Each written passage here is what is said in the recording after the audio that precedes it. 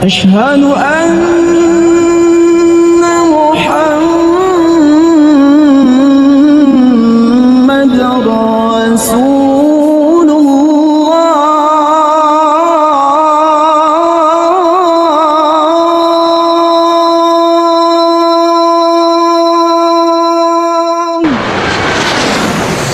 اعوذ باللہ من الشیطان الرجیم بسم اللہ الرحمن الرحیم۔ اللہ تبارک و تعالیٰ کے نام سے شروع جو بڑا مہربان اور نہایت رحم کرنے والا ہے۔ پیارے دوستو، السلام علیکم ورحمۃ اللہ وبرکاتہ۔ کیا چاند اور سورج کو قیامت کے دن جہنم میں ڈالا جائے گا؟ اور اگر ڈالا جائے گا تو کیوں اور کس گناہ کے سبب ڈالا جائے گا؟ پیارے دوستو، چاند، سورج، ستارے، جنت اور جہنم، الغرض ہر وہ چیز جس کا ہمیں علم ہے اور ہر وہ چیز جس کے بارے میں ہمیں علم نہیں دیا گیا۔ اور یہاں یہ بھی واضح کر دینا چاہتا ہوں کہ وقت جس کے بارے میں ہمارا ایمان اور عقیدہ ہے کہ یہ جب ایک بار گزر جائیں تو دوبارہ واپس نہیں آتا، یہ بھی اللہ تبارک و تعالیٰ کی ایک مخلوق ہے۔ اللہ تبارک و تعالیٰ نے اپنے تمام جہانوں میں جو کچھ بھی پیدا فرمایا ہے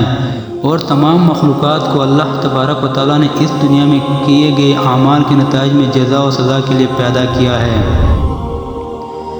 اللہ تبارک و تعالیٰ نے اپنے نیک لوگوں کے لیے جنت کو ٹھکانہ بنایا اور برے لوگوں کے لیے جہنم کو ٹھکانہ بنایا ہے۔ حضرت ابو ہریرہ رضی اللہ تعالیٰ عنہ سے روایت ہے کہ ہم رسول اللہ صلی اللہ علیہ وآلہ وسلم کے ساتھ تھے کہ اچانک دھماکے کی آواز آئی۔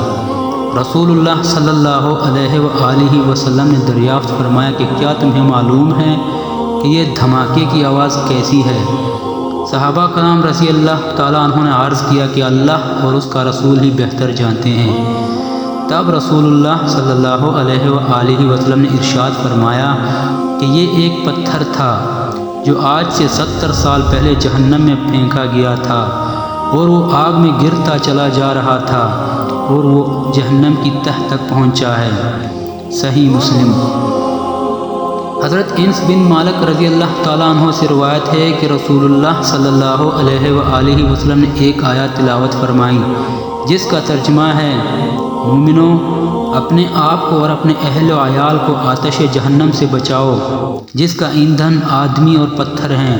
اور جس پر تند خو اور سخت مزاج فرشتے مقرر ہیں۔ جو ارشاد خدا ان کو فرماتا ہے اس کی نافرمانی نہیں کرتے اور جو حکم ان کو ملتا ہے اسے بجا لاتے ہیں۔ سورۃ التحریم۔ پھر فرمایا جہنم کی آگ کو 1000 سال تک بھڑکایا گیا حتیٰ کہ وہ سرخ ہو گئی، پھر 1000 سال تک بھڑکایا گیا حتیٰ کہ وہ سفید ہو گئی، پھر 1000 سال تک مزید بھڑکایا گیا حتیٰ کہ وہ سیاہ ہو گئی۔ اب وہ انتہائی سیاہ ہے اور اس کے شعلے روشن نہیں ہے۔ سنن ترمذی کی روایت ہے۔ حضرت یعلا بن منبع رضی اللہ تعالیٰ عنہ روایت کرتے ہیں کہ رسول خدا صلی اللہ علیہ وآلہ وسلم نے فرمایا اللہ تعالیٰ اہل جہنم کے لیے ایک بادل پیدا فرمائیں گے، وہ ان پر چھا جائے گا، اس میں سے ایک آواز آئے گی: اے اہل جہنم، بولو تم کس چیز کے طلبگار ہو اور تمہارا کیا سوال ہے؟ جہنمیوں کو وہ بادل دیکھ کر دنیا کے بادل اور وہ پانی جو ان پر برستا تھا وہ یاد آ جائے گا، لہذا وہ سوال کریں گے یا رب ہمیں پینے کے لیے پانی چاہیے،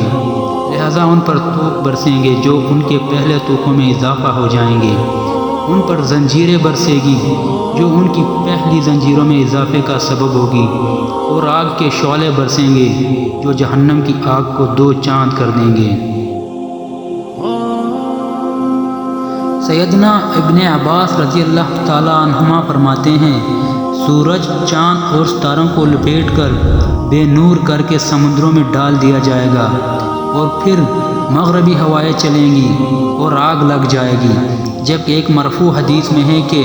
یعنی اس کو تہ کر کے جہنم میں ڈال دیا جائے گا۔ امام بخاری رحمۃ اللہ علیہ نے حضرت ابو ہریرہ رضی اللہ تعالیٰ عنہ سے روایت کیا ہے کہ سورج اور چاند دونوں کو قیامت کے دن لپیٹ دیا جائے گا امام بزار نے کہا کہ ان کو لپیٹ کر دوزخ میں پھینک دیا جائے گا، جبکہ حضرت حسن بصری نے کہا کہ ان دونوں کا کیا گناہ ہے جو ان کو دوزخ میں پھینک دیا جائے گا۔ ابو سلمہ نے کہا کہ میں تم کو رسول اللہ صلی اللہ علیہ وآلہ وسلم کی حدیث بیان کر رہا ہوں اور تم اس پر اعتراض کر رہے ہو کہ ان کا گناہ کیا ہے۔ امام ابو یعلا نے اس حدیث کو حضرت انس رضی اللہ تعالیٰ عنہ سے روایت کیا ہے اور اس میں یہ اضافہ بھی کیا ہے کہ سورج اور چاند کو دوزخ میں اس لیے پھینکا جائے گا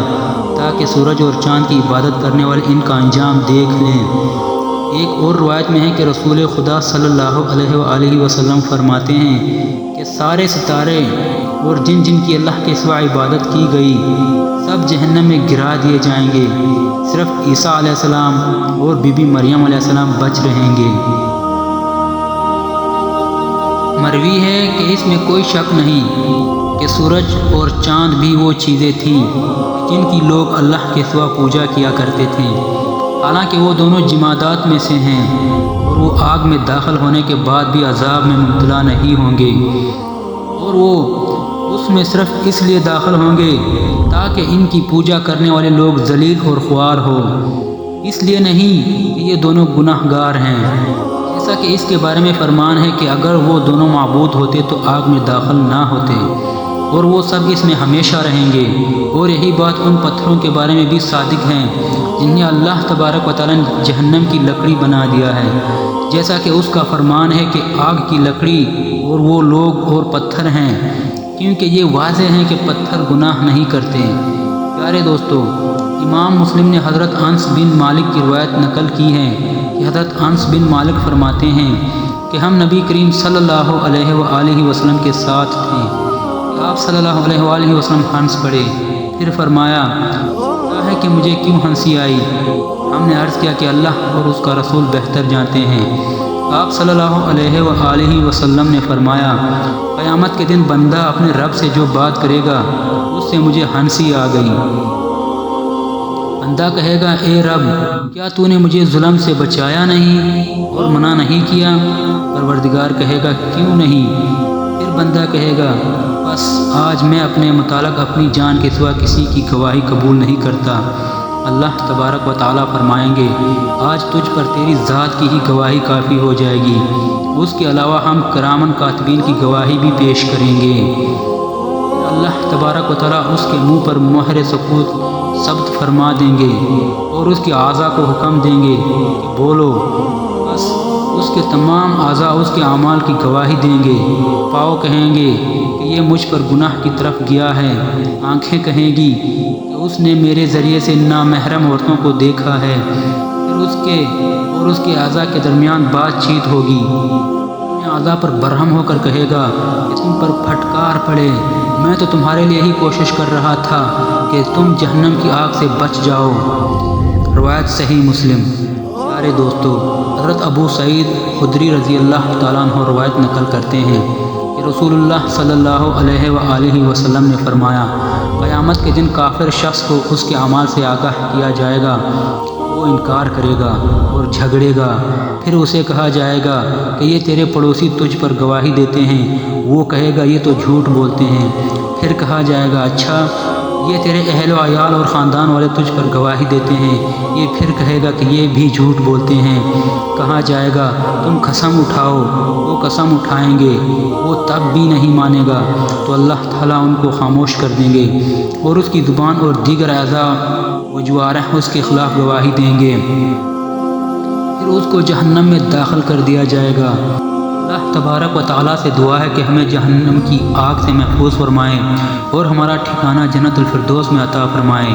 آمین یا رب العالمین۔ محترم ناظرین، درخواست ہے کہ ایک مرتبہ کلمہ طیبہ لا الہ الا اللہ نیچے کمنٹ باکس میں ضرور تحریر فرما دیں۔ جزاک اللہ خیرا کثیرا۔ اللہ ہم سب کا حامی و ناصر ہو۔